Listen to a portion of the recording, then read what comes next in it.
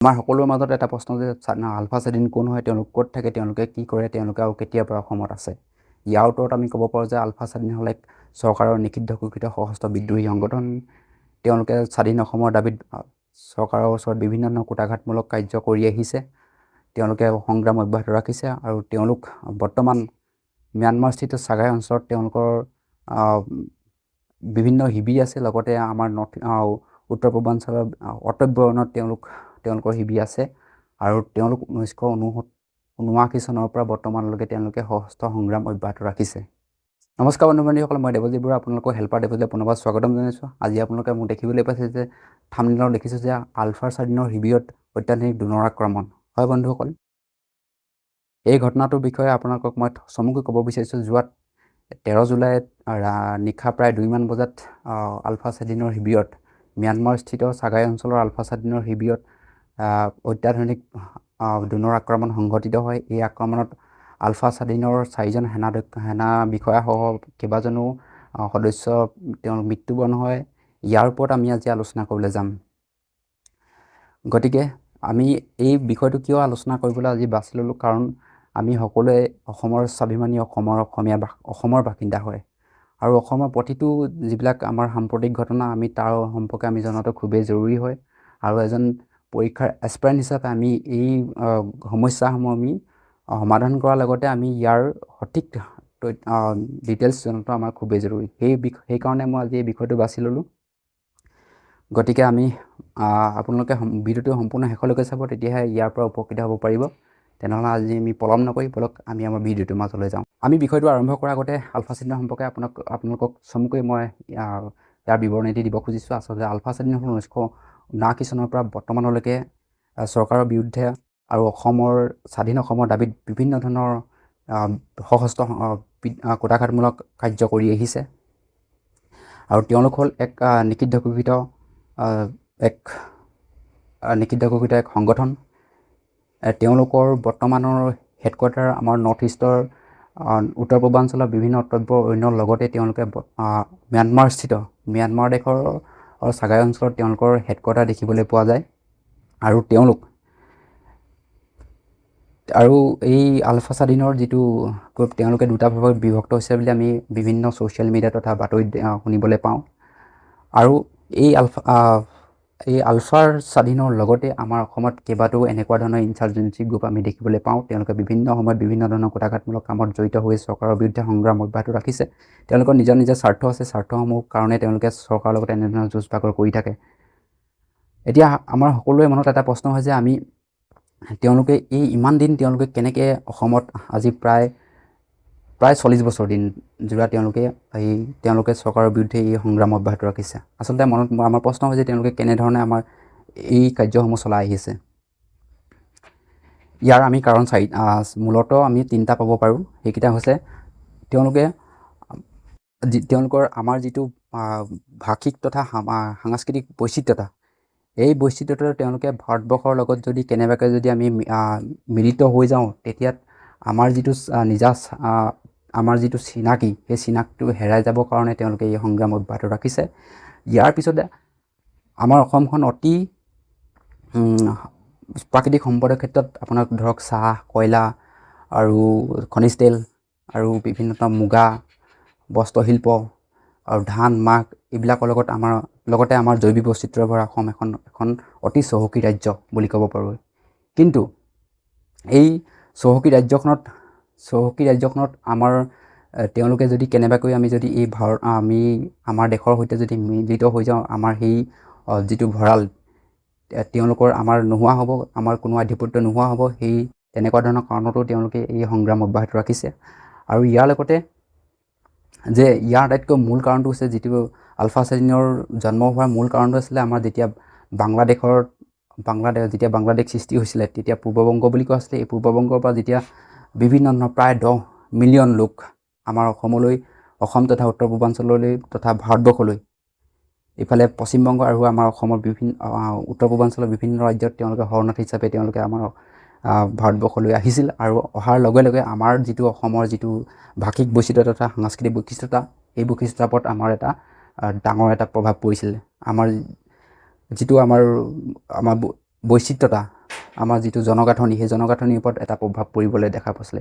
আৰু সেই জনগাঁথনিৰ বিৰুদ্ধে তেওঁলোকৰ ওপৰত এই যিটো আমাৰ চিনাকি, জনগাঁথনিৰ চিনাকি, ভাষাৰ চিনাকি, যেতিয়া পূৰ্ববংগৰ পৰা তেওঁলোকে শৰণাৰ্থীসকল আহে, তেতিয়া কিন্তু আমাৰ অসমত তথা উত্তৰ পূৰ্বাঞ্চলত এটা বিৰূপ প্ৰক্ৰিয়া দেখিবলৈ পোৱা গৈছিলে। তাৰ প্ৰতিবাদত, তাৰ কাৰণতে তেওঁলোকে এক মূল কাৰণ হিচাপে তেওঁলোকে ইনচাৰ্জেঞ্চি কৰাৰ মূল কাৰণ হিচাপে আমি পৰিগণিত কৰিব পাৰোঁ।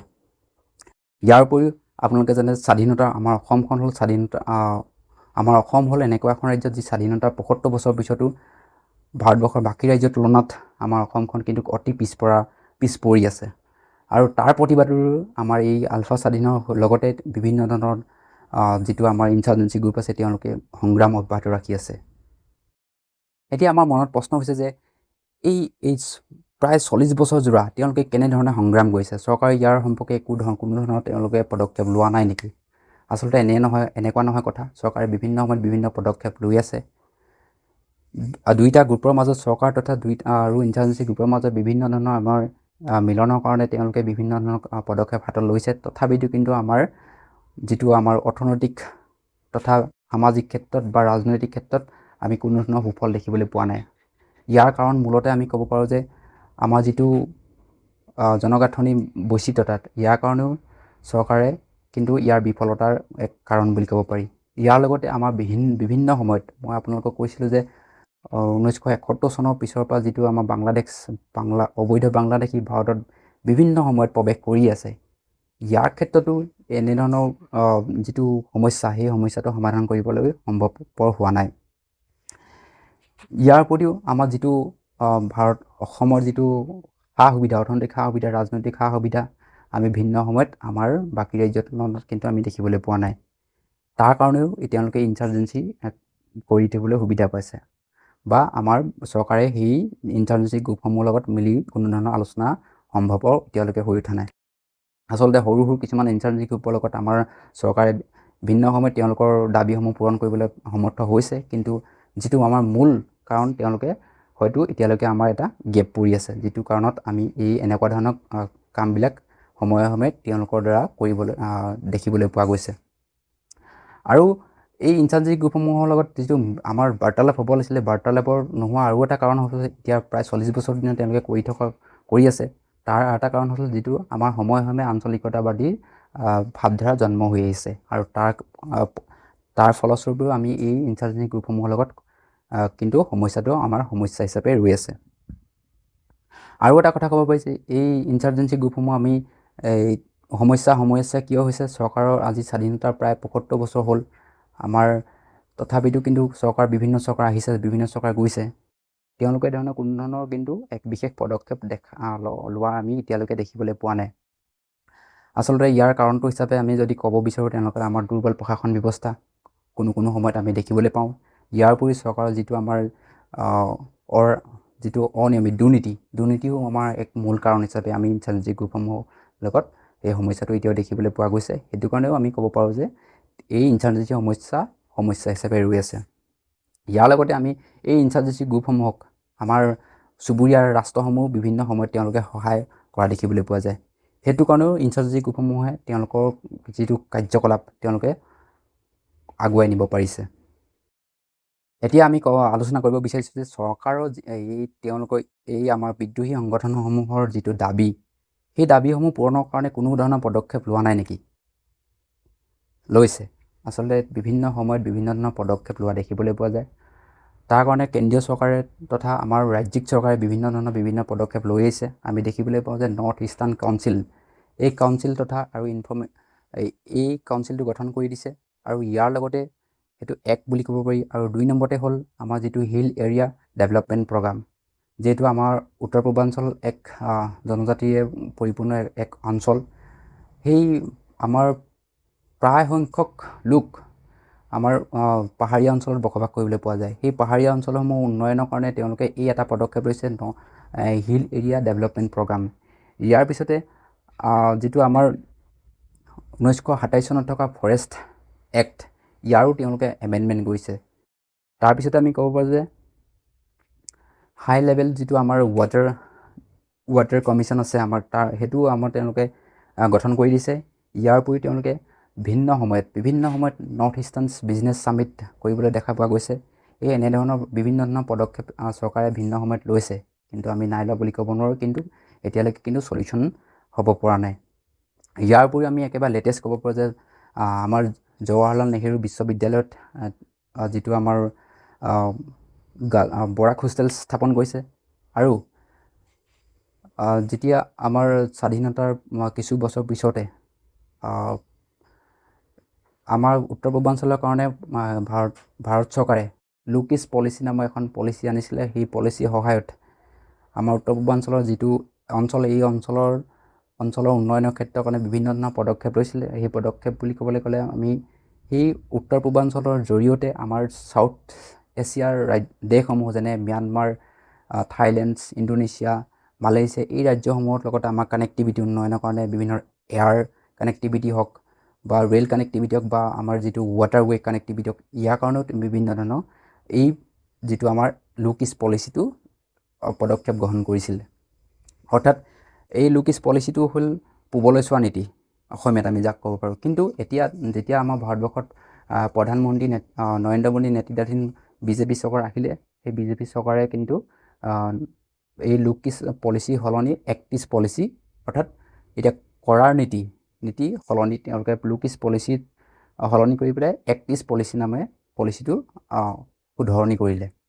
অৰ্থাৎ আমাক উত্তৰ পূৰ্বাঞ্চলত এতিয়া চোৱাৰ সময় নাই, কৰাহে সময় হৈছে। এইটো এটা খুব ভাল পদক্ষেপ।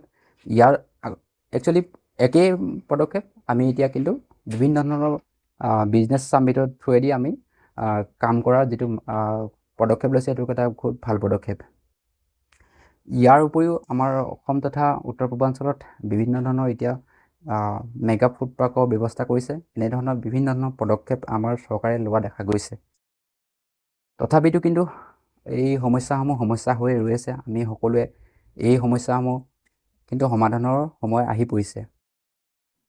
যদিহে আমি এই সমস্যাটো সমস্যা হিচাপে থাকিবলৈ দিওঁ, তেনেহ'লে আমাৰ ভিন্ন সময়ত আমাৰ লাইফ এণ্ড প্ৰপাৰ্টি আমাৰ লোকচান হৈয়ে দেখিবলৈ পাম। যোৱা 40টা বছৰ আমাৰ বিভিন্ন ধৰণৰ আমাৰ ইনচাৰ্জেঞ্চি গ্ৰুপৰে হওক, আমাৰ সাধাৰণ জনতাই হওক, চৰকাৰে হওক, বিভিন্ন ধৰণৰ আমাৰ লাইফ কিন্তু আমি হেৰুৱাইছোঁ। যদিহে আমি এই সমস্যাসমূহ সমাধান কৰিব নোৱাৰোঁ এই সময় থাকোঁতেই, কিন্তু আমি আগলৈও এনেধৰণৰ সমস্যা বা বিভিন্ন ধৰণৰ আমাৰ লাইফ আৰু প্ৰপাৰ্টি আমি হেৰুৱাব পাৰিম। সেয়েহেতু আমি সকলোৱে এবাৰ গুৰুত্ব দি সকলোৱে আমি এই ঘটনাটোৰ ওপৰত আলোকপাত কৰাটো খুবেই প্ৰয়োজনীয় হয়।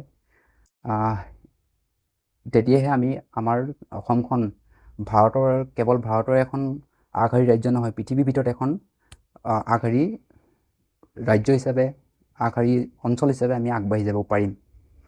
বন্ধুসকল, আজি আমাৰ আলোচনাৰ বিষয়টো ইমানেই আছিল।